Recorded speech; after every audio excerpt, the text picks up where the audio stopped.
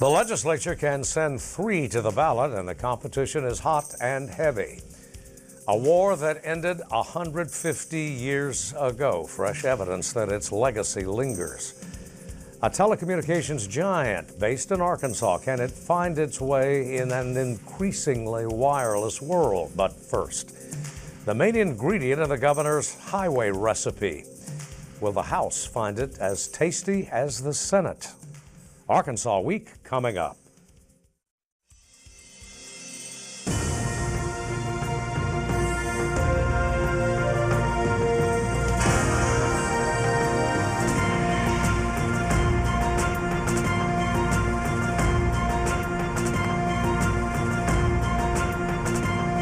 Support for Arkansas Week provided by the Arkansas Democrat-Gazette, the Arkansas Times, and KUAR-FM 89. Hello again, everyone. Thanks very much for joining us. We'll go to our roundtable in just a moment. But first, the governor's highway program, the big ticket item in the coming week of the Arkansas General Assembly. And joining us up top for this edition of Arkansas Week, State Representative we'll start with Ms. McCullough, Representative Tippy McCullough, Democrat of Little Rock, and Chairman Joe Jett of the House Revenue and Taxation Committee, Republican of Corning. And sir, madam, thanks very much for being with us. Mr. Chairman, we'll begin with you. Monday, next week, is a big week. Monday is a very big day. You've got a bunch of tax bills coming out that would essentially, correct me if I'm wrong, drive home the governor's highway program. Absolutely. We're on Senate Bill 336, the governor's 3 and 6 cents gas bill initiative, and then we'll take a vote on the half-cent sales tax. How much opposition? You know, it's kind of been this session's been totally strange this year. You know, we've kind of been upside down. We do the income tax thing first. A lot of folks want to have the highway plan before we voted on the income tax. So we had to rush through, get the highway plan was coming, but we did it a little bit quicker than what we thought we were going to do. I expect it to pass. I really have no idea what the vote count's going to be, but I think it's going to come. All right. The loyal opposition. Well, I don't know if that's exactly correct to say it that way. I do have some issues with the highway plan. There's 4 different things I think that are problematic, but I also know that we've been trying to get a highway plan for years. Our roads and our bridges are in dire need of that. It affects almost every person in Arkansas in one way or the other. So I'm not feeling a strong opposition to it. And among members of your conference as well? Yeah, that's the feeling I get also from them. Well, it was odds on a favorite to pass both chambers. It took a little while in the Senate, I think an extra day, perhaps. So, yeah. But at any rate, the biggest argument that we have heard is the equity aspect of it, paired with the income tax cuts at the upper brackets. And the meat of Mr. Hutchinson's program really is the half-cent sales tax, which would be, some say, regressive. Yeah, and I do agree with that. I do think it hits some of our lower income people in a hard way, maybe even in a double, tax type of way. We tried to introduce earned income tax credit, which, basically went nowhere, was certainly, graciously allowed to run that and encouraged to by Representative Jett, but we it didn't go anywhere. We felt like that might take some sting out of a lot of this stuff about not getting any kind of tax credit for those folks and for when this highway plan came through also. So that is one of the issues, but once again, as a Democrat, we're usually willing to pay our way, and if it's for the greater good, to pay. All right. There is also the question that has loomed over highway funding now for many years, but particularly in the Hutchinson administration, and that is the liability of the General Revenue Fund to highway improvements. Mr. Jett, are we in danger here? No, what we're doing now is kind of a unique situation as far as GR. We're keeping back from the 2016 special session the $50 million that we had, the GIF money. That was based on 10-year average of GIF was $50 million, or 25%. That captures the $200 million. So we're keeping that intact. And then basically we're doing 35 million guaranteed from the casinos, and the revenue growth about 31 million point two, I think is what the number is. We're going to get the growth. So the unique thing about that is, Steve, is on the highway, the inflation mechanism indexing on for the highways is typically there's peaks and valleys, but it's around 4% is what the inflation's for the highway department. Well, the projected revenue growth for the casinos is 4%. So the growth should overlap and carry for the inflation part of the highway. So that's a very unique aspect of this thing that nobody's really discussing or talking about yet. Yeah, Ms. McCullough, you satisfied, confident? Yeah, I mean, we're hopeful that all that works out and that that's true. That is also one of the other questions. We were assured that things that are important to us, like education, would not be touched, that we would not lose any money for any of those things. So, I mean, the best we can do is be hopeful that the projections are correct. And if they're not, for example, if casino revenues come in under projection? Well, that's where the rub, like myself and Senator Disbang and some folks, and I'll be interested fair disclosure, my fingerprints are all over the bill. But that being said, I still have heartburn about this aspect because that supersedes RSA. Now, my position was I'd like to put that after RSA, let that money flow through RSA, and that way we're protecting essential state government. But basically, that money's going to come off the top. So there are a few of us still out there that still have a heartburn about it, and probably might come back down the road and try to fix that. Really? Yeah, heartburn is Mr. Jett's term, yeah, Chairman Jett's term. And that's also another one of the problems, and that was one of the arguments that I've also heard is why didn't we just run this straight through general revenue and be very transparent and make sure that we had what we needed and everything. But I mean, this, once again, this is the plan we had. If I was the Queen of Arkansas and I could make my own highway plan, you know, there might be certain things we would all do, and I think Chairman Jett agrees with that, but you know, this is the plan we have. There has always been a certain tension level between the General Assembly, or at least since the Blackwell Amendment, tension level between the General Assembly and the Highway Commission. Now the General Assembly the legislature is enacting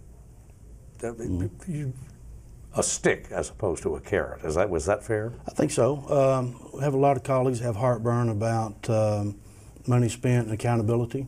Now, I support the Highway Department. They do, in my part of the world, I think Scott Bennett and his folks do a great job. So I personally have no animosity or heartburn, if you will, towards the Highway Department. But if these pieces of legislation is what we need to move the ball down the court, then you know, I voted for it and I support. I don't think what the two pieces of legislation you're referring to is asking the Highway Department too much or out of line what my colleagues need. Well, you've got some study commissions, but ultimately the only thing the General Assembly really can do is just up or down on both its funding stream or ultimately its appropriation. Yes, but also they got, you know, there's going to be some accountability. They've got to come in front of the ALC, and they've got to be able to answer the question where the money's being spent and how it's being spent and the accountability of it. Yeah. Ms. McCullough, healthy? Yeah, you know, there's certainly some things I disagree with. You know, in Little Rock especially, we've had a lot of disagreement about the 30 Crossing project and things like that, you know, just enlarging lanes, the way some of the money's being spent. But when I think about this plan and I think about, you know, especially out in rural Arkansas, and that though I represent District 33, I also have to think about some of the rest of the state and everything. And I mean, we just need these things done. 4 U.S. representatives and 100 state representatives are watching to see what the General Assembly will recommend in terms of redistricting. You want to give us a clue, Mr. Jett? You have an instinct? Really, I have not. I've been so buried up in tax cuts and highway plans this session. I do not have a clue. Yeah, Ms. McCullough. Yeah, I don't either. I think I heard that there was an introduction of a bill regarding this, but I haven't had a chance to look at it yet, so I don't know. Well, there has been a great deal of legislation and more to come in this session about what's broadly called women's health care. Abortion is the core word. The left, such as it is in Arkansas, has been defeated pretty handily every time. You expect that to continue? I mean, I do. I believe it's probably our responsibility to speak up for how we feel about this. I know I was approached early on in the session and asked if I was pro-abortion. I don't know anyone that's pro-abortion. I certainly am not. But I think there's lots of things we can do on the front end of nearly everything, whether it's education or whether it's abortion matters, where we could make this an issue that's not as divisive and an issue that we could rein in. But I still think it's our, like I said, responsibility to speak up. I know on the 18-week one we didn't. We feel like that on most of these votes we're not going to be able to. My colleague, Representative Megan Godfrey from Springdale, I felt like spoke very eloquently on the floor. I felt Dan Douglas, Republican Dan Douglas, also did. Once again, none of us are pro-abortion, but we would like to scale back abortions as much as we can, but we think that there's ways and things that we could vote on that would help do that. And if we could work, I think, together more on those types of things and instead of being so divisive on just the abortion issue, I think that would help everybody. Yeah, Mr. Jett, is the state getting ready to do a lot of litigating here? Probably so, Seems like I've been down here 4 sessions now. It seems like every session we go through something like this and push stuff off to the Supreme Court and charge money off to the state to litigate it. So I expect no different. Representative Joe Jett, Representative Tippy McCollum, thanks very much for being with us. Thank you. Have a good rest of the session. Thank you very much. We'll be right back with a roundtable.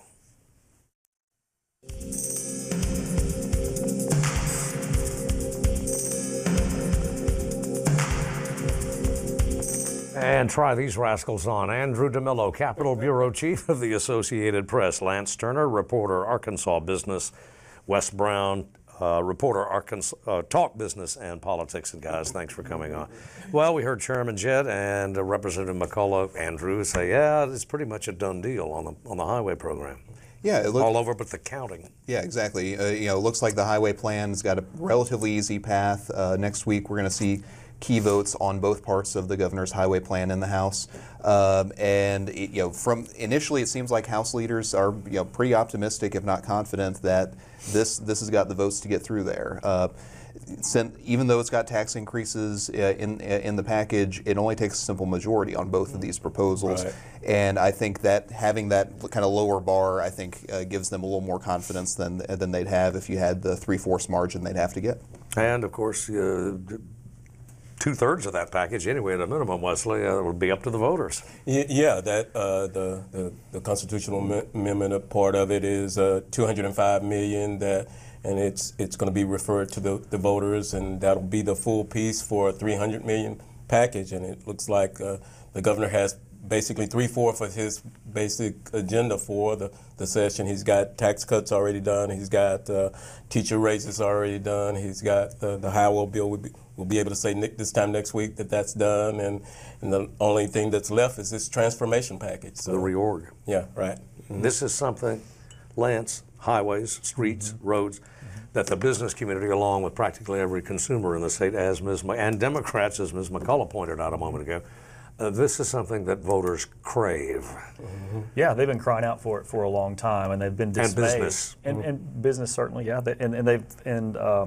And they've been dismayed, I think, the last few sessions when there have been these sort of feints toward finally doing something, and then nothing ever really happens. And so the governor even remarked when he's laying out this package a few weeks ago that he's never seen the public so willing and ready for something to happen as is the case with highways this time. And so this last week, once again, you saw all the constituent groups at the Capitol advocating very strongly. Yeah, Trucking Association, State Chamber. Construction companies are ready to get in on some action to finally be able to start turning shovels, as they say, or maybe they don't say that, but that's what I'm saying is they're ready to get started and get to work. And for the Trucking Association, it's sort of personal because they're the ones on the roads. I mean, consumers and residents and private citizens are on the roads as well, and not to diminish that, but they they see the damage that happens to their trucks. They see how they have to reroute drivers to get around delays and all this and that. And so they really think, they're willing to pony up the extra dollars to have roads that are more easily traveled.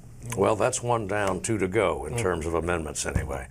And the competition's up there. Would it surprise anybody if tort makes it to the ballot again? No, I don't think. I think there's an expectation that we're likely to see another push for tort reform on the ballot next year. The question is, how does the legislature kind of thread the needle? To get it past court muster. We've seen the past efforts to get tort reform on the ballot have been rejected by the court, and it seems like the discussion now is, what kind of damages do they want to have the power to limit? And I think that's what we're going to see a lot of the discussion on. We're not going to see an expansive amendment like we saw on the ballot, or that we saw get kicked off the ballot last year, where they tried to have the legislature in charge of court rules, or tried to put limits on lawyers' contingency fees. So it's going to be more narrowed down. But the question now is, will it focus on punitive damages and non-economic damages, just punitive? And they're still, how do they get it past the court? Because they're still, if they get this on the ballot, there's going to be a challenge. Well, step one is don't alienate the courts. Yeah, exactly. Yeah, and this is something that the business community, and they're going to push also. The business community want this, and they're basically saying that this is an economic development issue. So that's going to be the argument that they try to make. But it's still, as Andrew said, it's still got to get past court muster. Well, and you got to get it passed. If it makes the ballot, you got to get it past the trial bar as well, because it's going to be another expensive campaign. The whole matter, too, of the initiative referendum process under study. Yeah, there's an amendment out there to actually look at to revamp how the way constitutional amendments are proposed, are approached by voters, setting deadlines on when a constitutional amendment can be proposed. So it's kind of to revamp that. I think one senator pitched out of Fort Smith, basically, he said there was way too many amendments to the Constitution, and that's kind of the argument that they're making on that. Well, we've only amended it, 90 times, I think, something like that. Anyway, there was also, it seems like in almost every session in the past decade anyway, there has been a legislation that touches on the electric matter of race. And again, in committee this past week. Andrew? Yeah, we saw a proposal get defeated in a House committee that would have dealt with the state flag. It would not have changed the design of the Arkansas state flag, so it's kind of different from debate we've seen in other states. But it would have changed the blue star above Arkansas on the state flag commemorates the Confederate States of America. Charles Blake, who's the Democratic leader in the House, had proposed changing state law so it would commemorate Native Americans and their contributions to the state. It's kind of a very similar debate to what we saw over removing Robert E. Lee from the King holiday, where the opposition was very similar, and also still a very emotional issue, where you had opponents trying to portray it as erasing history, and Representative Blake really making the case that the star represents for him and a lot of people in the state. It represents white supremacy. It represents the Confederacy, and it got defeated. I wouldn't be surprised to see the issue come back this session or in a future session, just given the attention nationally and internationally that it got. In the same way that the removing Robert Lee from the King holiday, that got defeated multiple times, and it took a couple different sessions for that to happen, and really, kind of outrage, on social media over the issue. So this may have been kind of the first step toward that, but I don't think this issue is done with. Yeah, and it's of concern not only to people of color, obviously Wes Brown, but to the business community as well. Don't like these kind of Yeah, I mean, that's same, as Andrew said, that same argument was made with the Robert E. Lee issue, that it's a business issue. Some of the states that have made that move have made that same argument. They said the economic businesses won't come, the conventions will stop coming to the state, and I think this issue will come back up, maybe not this session, but a later session, as will other. I think as we get toward the end of this session, we're going to see more issues like that come into the committee as all these big issue, highway bill, tax cuts get out of the way. Then you got a playing field, a vacuum. Yeah, a vacuum. Yeah, for these social issues to bills to be filed and have these vigorous debates on social issues. And to no one's surprise, in two chambers heavily peopled by social and religious conservatives, abortion. With us again. Yeah, like you said, it's no surprise. Abortion legislation, abortion, birth control, contraception. Yeah, abortion restrictions are moving very easily and very quickly through this legislature. The House earlier this week approved a measure that would ban abortions 18 weeks into a woman's pregnancy. That could end up being the strictest abortion ban in the country, depending on what happens in other states. We see several other red states that are pushing for even stricter bans. The Senate, meanwhile, yesterday on Thursday, approved a measure that basically expands the state law requiring doctors to talk with women about seeking medication abortion, drug-induced abortion, advising them about a procedure called abortion reversal, which is very controversial. Medical groups criticize this, say there's no scientific evidence to back up this procedure. This proposal would require doctors to, in addition to telling women personally about it, also giving a written notice about it. And part of the written notice says, if you want to know more about this procedure, look up the term online. And that's the part that has gotten ridiculed and criticized. You even had one opponent basically saying, we're essentially asking women to Google this for more information. So that's also something that we're going to see that moving through the legislature. We see some other restrictions that are popping through, including a proposal to expand the waiting period for abortions. I think we're going to see some movement on that next week. All right, on to corporate stuff, and it's big stuff because the governor's watching, the AEDC is watching, the business community is watching. Windstream took a chapter this past week. They did. They took Chapter 11 bankruptcy on Monday, and this was sort of an outcome that had been telegraphed early on, but I think Windstream executives have been confident that they wouldn't have to go down this route, but they were surprised by it. This came after a court ruling in New York that put a $310 million judgment on the company. The company had been sued by a hedge fund that said Windstream had run afoul of some of its bond covenants, running afoul of bond covenants when it spun off a company now called Unity Group. So. And I knew this was going to be a thing. It's a bit complicated. It's a little complicated. Basically, this hedge fund had taken a position in these bonds.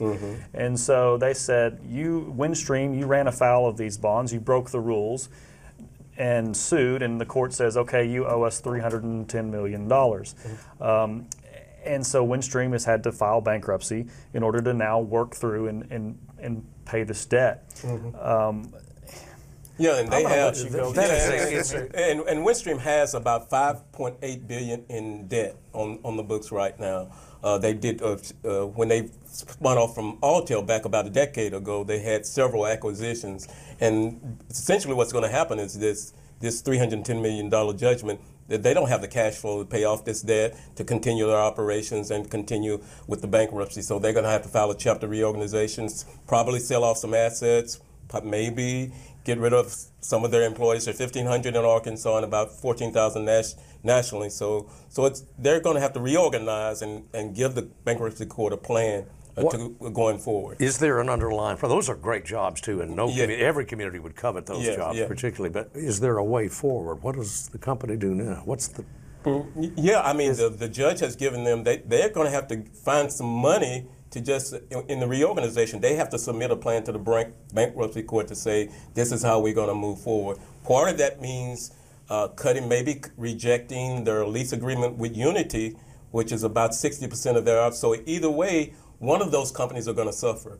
Unity or Windstream, if they ask the courts to reject because Unity gets about 70% of their revenues from Windstream, so they're closely tied. So it's a complex issue.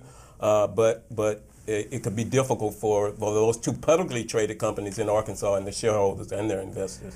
How much, if any, of this can be attributed? Now, my understanding is the company still has a very heavy presence in hardwire, landline communications in an age where Yeah. Well, and they've been trying to pivot out of that. They do still. They were Windstream was a spinoff of Alltel, and so Windstream was the wire line, the old telephone line business of Alltel, and so when they became their own thing, Windstream, since then they have been trying to pivot to more enterprise business, broadband, high tech, higher margin type businesses that are growing and moving along, and some of that strategy was the Unity spinoff. And what they did with Unity is that they spun off all their hard assets, their towers, their fiber, into a separate company to sort of unlock the value of those things, and then they leased that hardware, those assets, back from Unity. It was a sale leaseback. And the sale leaseback piece of that is what ran afoul of the bond covenant. The bond covenant said you can't do a sale leaseback. Windstream did it anyway. They've had arguments as to why they did it and why they think it was okay to have done it that way, but the judge did not agree. And so that's why they're in the mess that they're in. Simple. Guys, thanks to you for coming in. As always, thanks to you for watching, and we'll see you next week.